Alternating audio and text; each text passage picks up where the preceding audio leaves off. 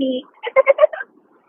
Hi everyone, this is Cindy with Twisted True. Cindy, how you guys all doing? I wanted to talk about Nicole Kessinger. I was going through my emails and I get a ton of emails requesting more information about Nicole Kessinger. So I found an article online which stated on August 15th, Kessinger and her father, I might add, and her dog met at a park with the C.B.I. agent Philip Jones. She told the investigator that she met Chris Watts at Anadarko Petroleum in the beginning of June or a bit earlier. Now, we all know, those of us that have read the discovery files and follow the case, that she actually did search for Chris Watts the prior year. And she searched for Shanann Watts the prior year, which some say was a typo, but she definitely did in January. So why look them up and follow them unless you're some kind of weird stalker? They started spending time together, as she says, hanging out together outside of work in late June. And that's when the relationship became intimate. If you remember, Shanann took Blockhead to Lavelle Thrive convention type trip thing in San Diego, and he was looking really skinny and sucked up, and he was looking at her weird. Later on that he was thinking about Nicole Kessinger while he was on this trip with Shanann. So yeah, cheating son of a bitch. As Kessinger said in an interview, Watts told her he had 2 daughters and he was separated from his wife and expected to get a divorce. She said she didn't know Shanann was pregnant, which is bullshit because everybody knows that Shanann had a very large social media presence by virtue of what she did for a living. She had all kinds of things on Facebook because that was her job. And she definitely shared a pregnant picture on her Facebook. I think that's why he started shitting his pants, because he realized, oops, the girlfriend might see Shanann pregnant and she would know idiot stick who was fooling around with his own wife. You know, he sucked. Anyway, since Kessinger said she didn't know Shanann was pregnant until news coverage of her disappearance. She says, and quote, "If she's pregnant, that's a beautiful thing. But that's information he definitely withheld from me," end quote, she told the investigator. She also said when she confronted Watts about the pregnancy, he initially tried to claim the baby wasn't his, but that she knew he was lying. And eventually he told her the truth. Also spoke about going to Watts' home in Frederick. Kessinger's account deviates from a more formal interview she gave the next day. In the initial interview, Kessinger said she went to the house only once in mid-July and stayed for 15 minutes. I think that's when he made her chicken and carrots for lunch, and somehow she was able to go over to his macronutrients and his nutrition plan or whatever the hell in 15 minutes. Oh yeah, right, okay. And she says, quote, "I had no desire to go over there. That's a situation where he's living with somebody that he's separated from. That's not my life. That's their life," end quote. I think it's really disrespectful to go over there. In both interviews, Kessinger said she saw photos of Shanann and the girls, and it made her feel that Chris should try and work on his marriage. Said no mistress ever. No, doesn't happen. Chris told her that he didn't want to. She said, quote, If you're trying to separate from her and it's really finalized, I will respect that." End quote. When asked if Chris Watts was in love with her, Kessinger said yes. But when asked if she was in love with him, she said no. "I think it could have gotten there, had things played out in a decent manner. But we're not, because this is a horrible situation and I don't know where she's at, and it's really concerning to me that this woman and her children cannot be located." End quote. "It's not okay. It scares me and I'm worried for all of them." In the interview the next day, she told investigators that both she and Watts told each other they loved each other. She probably went home and did damage control with her dad. In both interviews, Kessinger said that no one in her life was aware of her relationship with Watts, but that was bullshit, because she did, in fact, talk to her friend Charlotte on the 12th. That was the day Dickhead went to the birthday party at his friend's house and brought the two girls, and they were texting. He was talking about water balloon fights and all this other dumb shit, and she supposedly went to a museum with her parents. Give me a break. Party girl? No, I don't think so. Anyway, so at the time of the first interview, Kessinger appeared to be unaware that Watts had done anything to hurt his family.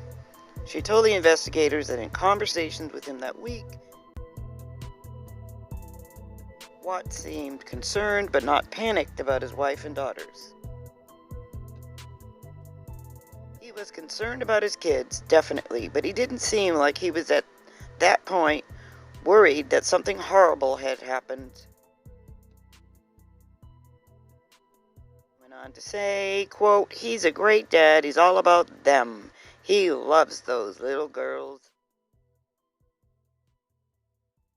Kessinger told investigators she asked Chris not to contact her, and she considered the relationship to be over,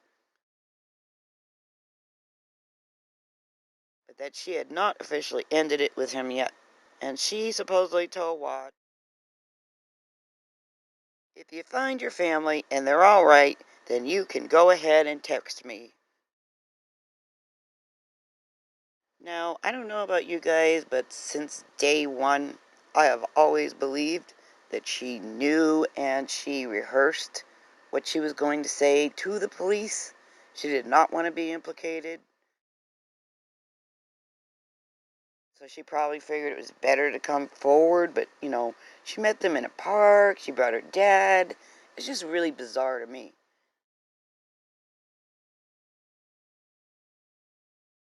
And I hope you have a great day, and let me know what you think about Kessinger. Alright, thanks guys, love you, bye.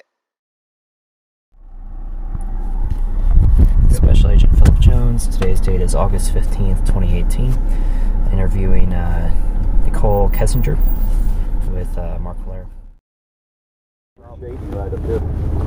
Yeah. What's that? Duke. Duke? Love Mark. Talking to unofficial. So, whatever you feel comfortable talking about. So, I met Chris at work. He's not like one of my direct co-workers. He just works kind of in passing in the same office building as me. I met him, I don't know, sometime probably around the beginning of June, maybe before that. And we kind of talked in passing and then started to get to know each other, and we started hanging out pretty frequently around, I want to say the last week of June, somewhere around there, and have continued to talk until then. Okay.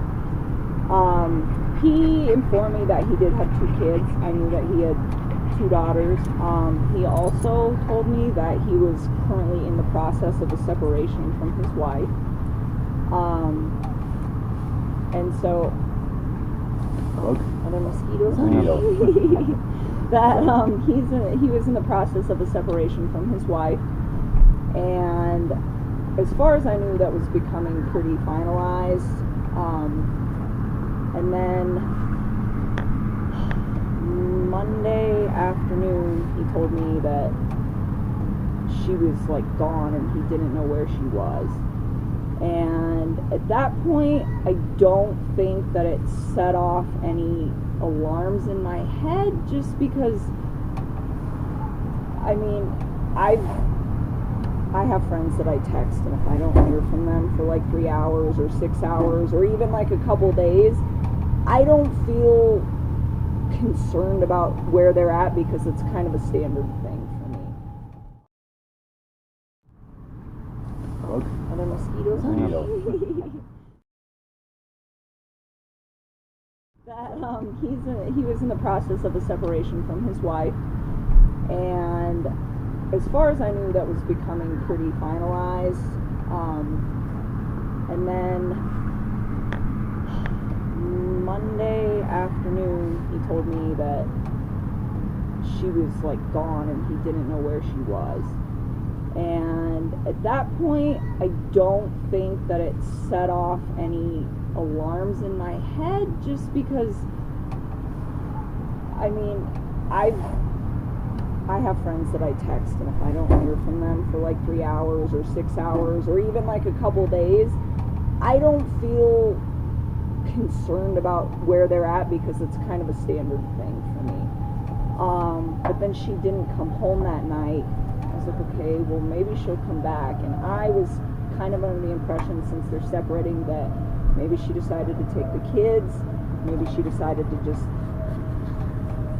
leave for a few days. I don't know. I was just, I felt like maybe she was just trying to get some space, and I figured maybe that was why she left her stuff there, to just get some quiet.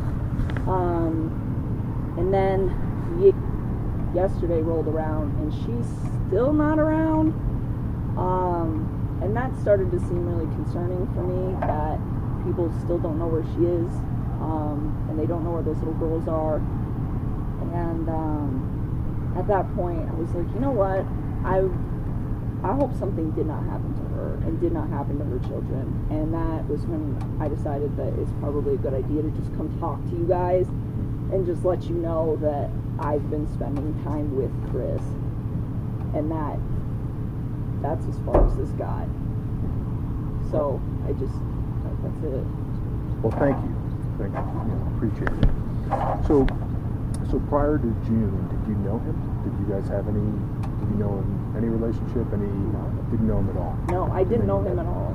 Met at work in June? Mm-hmm. Okay. And what's the company that you guys both work for? We both work for, well, I'm a contractor, so technically I don't work for the same company, but we both work for a company called Empenada Petroleum Corporation. Like, we're in the same building at the same time. Okay. So we don't actually, like, work together. It's literally like I see him in the hallway in passing kind of thing. It's not even... Okay. And then what do you do then? What's your position? I do human health and safety and environment stuff, so HSE. Okay. And you're still currently employed there? Yes, sir. Okay. All right. And then, so you guys met. Did you start communicating, via email, text, phone messages? How did sort of the relationship develop? So we started talking through text message and through phone calls. Mm-hmm. Okay. Take your time. That's how it started. Sure. Okay. And then did the relationship develop beyond friendship? Yes. Okay. All right. And then did he say anything to you about where he thought the relationship was going to be going, or what he was hoping for the future?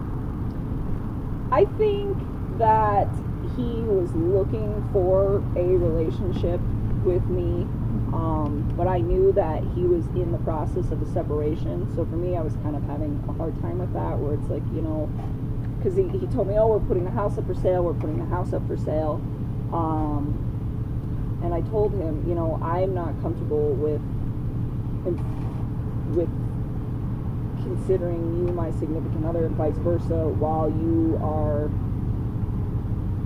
still like in the midst of a divorce. Like, I was like, once you and her are finalized with the divorce, I'm like, once you and your kids have your new location that you wanted to move to set up, once all of that is where it needs to be, I'm like, then you and me can talk about, eventually, like, dating seriously and like building something with each other. But I mean, that was kind of my standstill on that. And you know, and I feel guilty that I should have like waited to, I guess, like initiate anything that we had together until after his divorce was finalized, as opposed to doing it while they were in the midst of separating. It was like